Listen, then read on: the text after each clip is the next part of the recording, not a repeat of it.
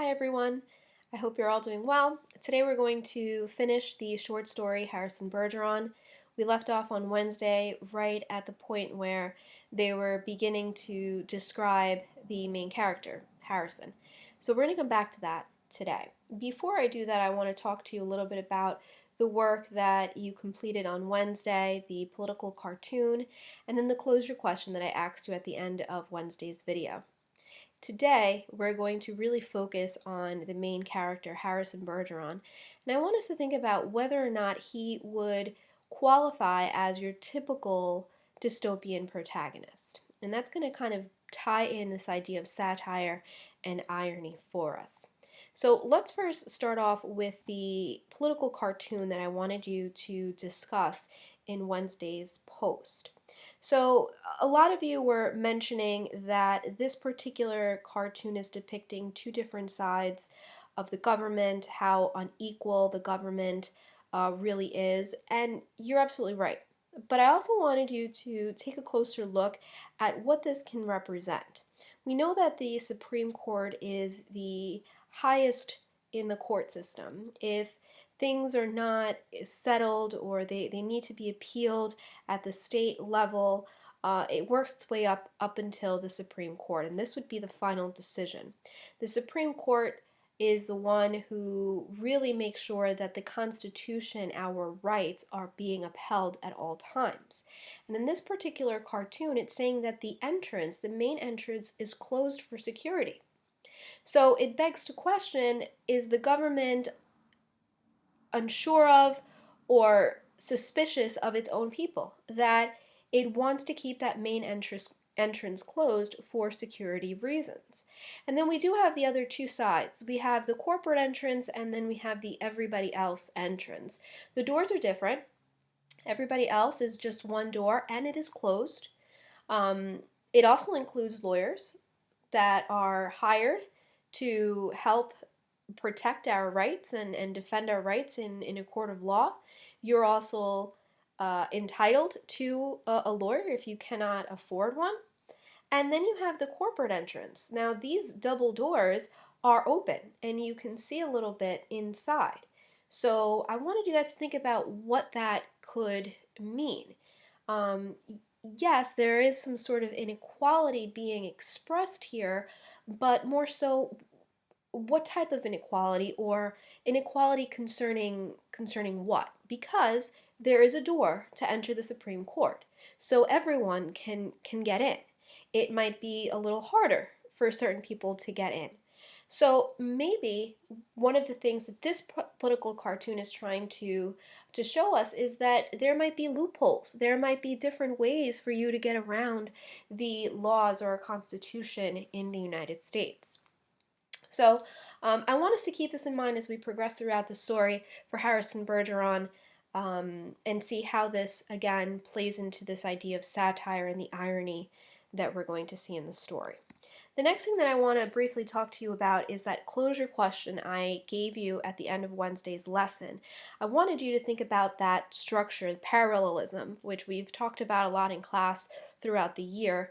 And I asked you to think about how George Bergeron, Harrison's father, how the noises that he hears parallel his thoughts, and what that could say. So in the section that we read on Wednesday, you have a couple of things. When George begins to think about the ballerinas, this buzzer sound goes off in his head, and it makes him stop thinking. And he uses the phrase that anybody could be just as good as anybody else when his wife Hazel says that she could be a good ballerina. Then he starts to think about his son, Harrison, and this is when we find out that he's in jail. And as soon as he begins to think about his son, there are 21 gunshots that go off, and they interrupt the thought that he's having of his son. And then the last sound that we heard are the sirens that go off in his head when he's thinking about the possibility of breaking the law. And he tells his wife, it's really not worth it. I can go to jail for 2 years and I could be fined. So what I want us to think about is how these sounds are increasing in George's head. First, it's just a buzzer, then 21 shots, and then this siren that goes off for a very long time.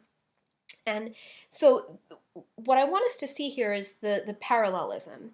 As George tries and struggles to think, to be his own person, the government is coming in and putting all of these noises in that neurotransmitter that he has to cause him to stop. So there's a big struggle here between the government control and your ability to think or your individualism. So we're going to see this as we progress throughout the story for Harrison Bergeron. So let's pick up from where we left off. If you are able to print out a copy of the short story, we're at the bottom of page 41. If not, you can just follow along in this video. So again, let's see if Harrison Bergeron fits that protagonistic quality that you saw in the PowerPoint from Monday. So we're at the bottom here. The newscaster, the ballerina, had to take over, and she informs the community that Harrison Bergeron, who's 14, just escaped from jail, and they are suspicious that he is trying to overthrow the government. And he's also a genius, he's very athletic, and he's under handicap. So they need to see him as somebody who's very dangerous. Uh, Harrison is under handicapped because he is so smart, he is so athletic, he is so talented that there aren't enough handicaps or restraints to cause him to become equal to everyone else. And so, because the government hasn't been able to successfully control him, they fear that he is planning to overthrow the government. So this is one of the qualities of a dystopian protagonist, right? They want to go and overthrow the government or find some sort of justice for everyone. But I want us to see if Harrison Bergeron's ways or ideas of going about this are really heroic. So we're going to pick up at the bottom where the newscaster continues to give us some information about Harrison. Dangerous. A police photograph of Harrison Bergeron was flashed on the screen, upside down, then sideways, upside down again, then right side up. The picture showed the full length of Harrison against a background calibrated in feet and inches. He was exactly 7 feet tall. The rest of Harrison's appearance was Halloween and hardware. Nobody had ever borne heavier handicaps. He had outgrown hindrances faster than the HG men could think them up. Instead of a little ear radio for a mental handicap, he wore a tremendous pair of earphones and spectacles with thick, wavy lenses. The spectacles were intended to make him not only half blind, but to give him wanging headaches besides. Scrap metal was hung all over him. Ordinarily, there was a certain symmetry, a military neatness to the handicaps issued to strong people, but Harrison looked like a walking junkyard. In the race of life, Harrison carried 300 pounds.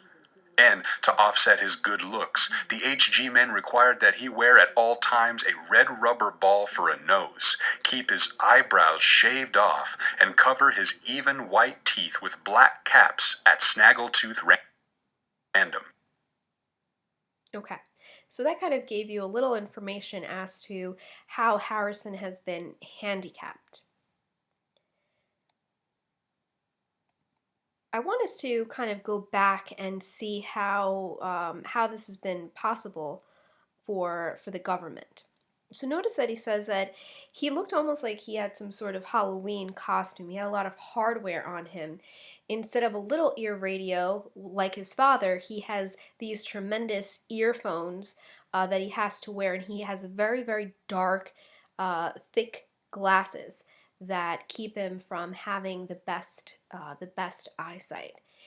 He also has scrap metal that is hung all over him, and it says that he looks like a walking junkyard. And in life, similar to his father, who has to have those lead balls that he carries around, Harrison has to carry around 300 pounds of that. He says he has to keep his eyebrows shaved off, and he also has to wear coverings over his beautiful white teeth and wear this red rubber nose to keep him from having advantage over anybody else. So let's continue on. If you see this boy, said the ballerina, do not, I repeat, do not try to reason with him. There was the shriek of a door being torn from its hinges. Screams and barking cries of consternation came from the television set. The photograph of Harrison Bergeron on the screen jumped again and again, as though dancing to the tune of an earthquake. George Bergeron correctly identified the earthquake, and well he might have, for many was the time his own home had danced to the same crashing tune. My God, said George, that must be Harrison. The realization was blasted from his mind instantly by the sound of an automobile collision in his head. When George could open his eyes again, the photograph of Harrison was gone. A living, breathing Harrison filled the screen. Clanking, clownish, and huge, Harrison stood in the center of the studio. The knob of the uprooted studio door was still in his hand. Ballerinas, technicians, musicians, and announcers cowered on their knees before him, expecting to die. So Harrison is seen inside this newscast station, and his father is seeing him on TV. Notice that his father says, "My God, that must be Harrison." And as soon as he says that, there is another sound that comes in. This time, a car collision, goes off in his head. So let's take a look at this a little more closely. He goes and he says, when the noise allowed George to finally open up his eyes again, he saw that his son was alive and that he was on TV.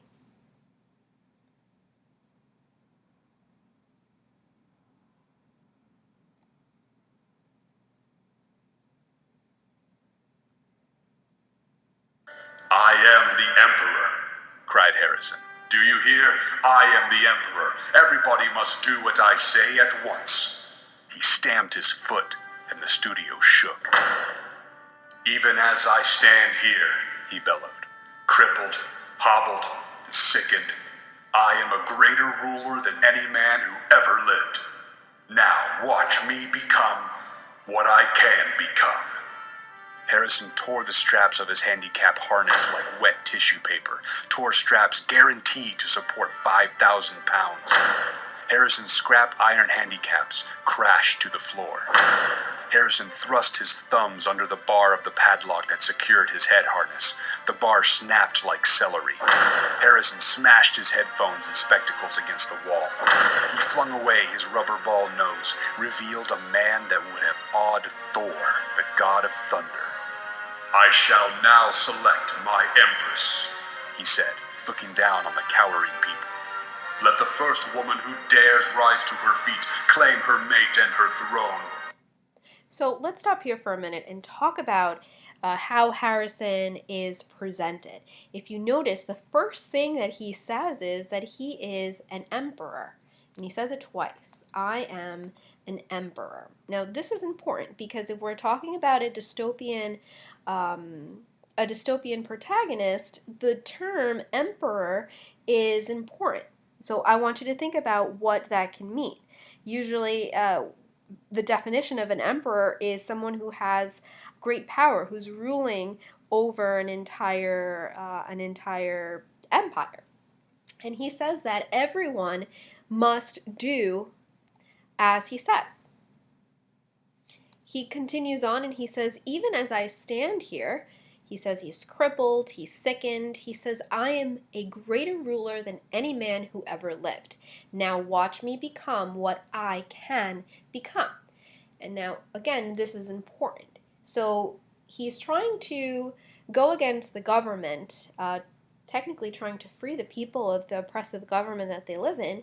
But in order to free them, he's providing them the alternative, which is to have him be their ruler. And he goes and he says that he's a greater ruler than anyone else who ever lived. What is ironic here is that he ends by saying that he wants people to see what it is that he can become. And this is the important part, because in this oppressive government, the people aren't able to become what they can become, what they're capable of becoming. Harrison knows this. Just the way he wants to go about it might not be the best way. So this is why Harrison's comments here are ironic. He's trying to free the people, but he's doing it in a very oppressive way. He's not giving them the opportunity to choose, to decide for themselves. And then the last part I want us to look at is here at the bottom of your screen. He says, I shall now select my empress. This he allows for some decision on the part of the women that are in the studio. He says, let the first woman who dares rise to her feet claim her mate and her throne. So this kind of implies that Harrison, his presence is scary for people. He might be seen as another threat. So if he's saying that he wants to see who dares to stand up and go to him, he's kind of using fear to control the people. And again, these are some of the things that that make it ironic. So if we go back to this section, lines 142 through 158, I want you, again, just to notice how Harrison is viewing himself, but then also how his view puts him in conflict with the government. The government isn't seeing somebody who is going to completely eliminate their totalitarian control. They're looking at somebody who is going to take the power away from the government and then put himself in their place. So it's not replacing totalitarianism with democracy, it's replacing totalitarianism with totalitarianism. A moment passed, and then a ballerina arose, swaying like a willow. Harrison plucked the mental handicap from her ear, snapped off her physical handicaps with marvelous delicacy. Last of all, he removed her mask. She was blindingly beautiful. Now, said Harrison, taking her hand, shall we show the people the meaning of the word dance? Music, he commanded. The musicians scrambled back into their chairs, and Harrison stripped them of their handicaps too. Play your best, he told them, and I'll make you barons and dukes and earls. The music began. It was normal at first, cheap, silly, false. But Harrison snatched two musicians from their chairs, waved them like batons as he sang the music as he wanted it played. He slammed them back into their chairs.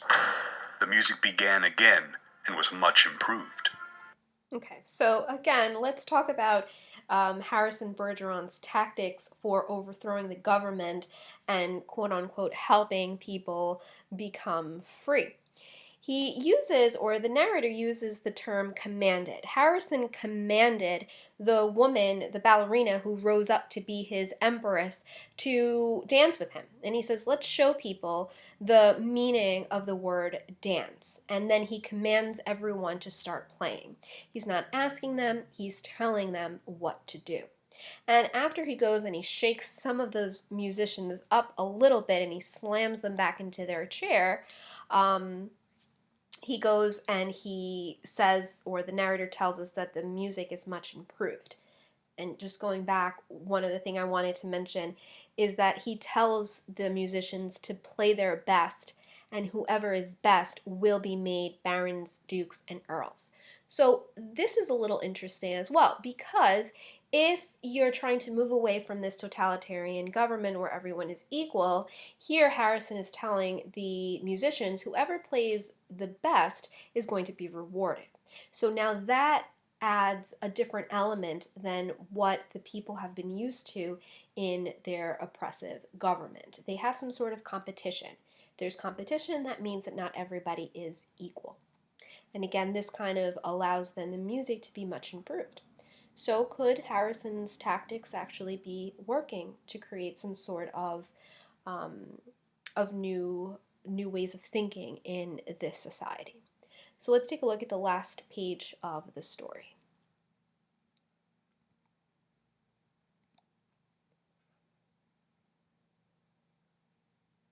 Harrison and his empress merely listened to the music for a while, listened gravely, as though synchronizing their heartbeats with it.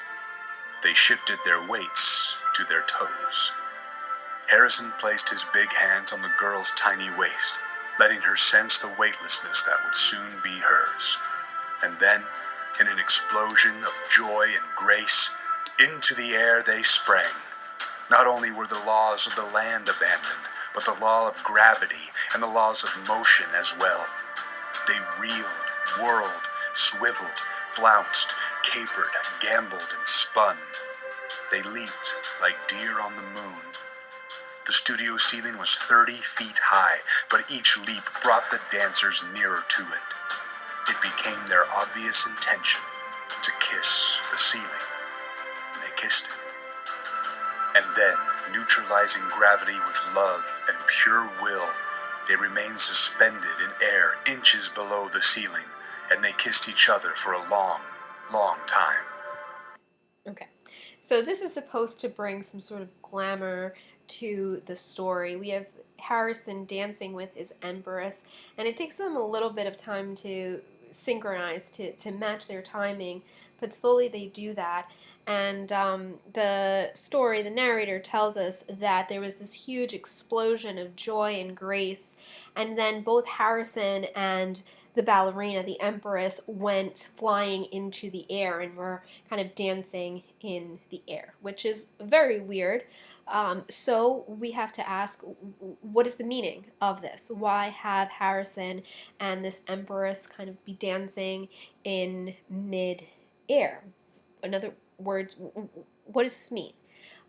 Is it really realistic? It says they abandoned the laws of the land, but they also abandoned the law of gravity and the laws of motion as well. So there is a detachment from laws at this point. So we can see it in the story as literal for Harrison and his empress, but for us it's more figurative. We're seeing these two people, especially Harrison, who's supposed to be overthrowing the government, break away from any law that hinders him from being what he can become. So let's take a look at the next part so that we can then begin to talk about how this satirizes the idea of complete government control. We know government doesn't control the laws of motion or gravity. Again, using this example, this idea that's so far fetched, what is it that the author is trying to tell us? Harrison breaks away from any type of law in order to be free.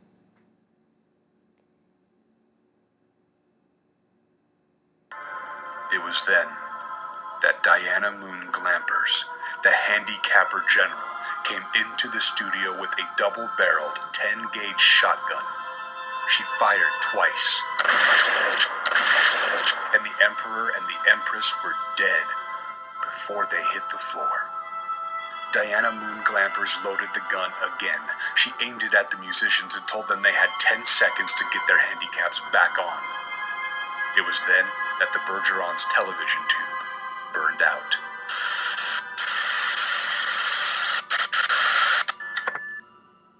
Hazel turned to comment about the blackout to George, but George had gone out into the kitchen for a can of beer. George came back in with the beer, paused while a handicap signal shook him up, and then he sat down again. "You been crying?" he said to Hazel. "Yep," she said. "What about?" he said. "I forget," she said. "Something real sad on television." So notice that George and Hazel witness their son being shot, and they have no idea that this has actually really happened, and it involves their son. George got up to get a beer, and when he comes back, he notices that his wife had been crying, but she can't even remember why she was crying. It could very well be that George got up to go to the kitchen, and as he's going, he was thinking about his son. But again, that handicap signal shook him, so that means that it went off and it stopped any type of thinking that was going on in his head. What was it? He said. It's all kind of mixed up in my mind, said Hazel. Forget sad things, said George. I always do, said Hazel. That's my girl, said George. He winced. There was the sound of a riveting gun in his head. So the gun goes off in George's head because he's thinking. He says, "That's my girl."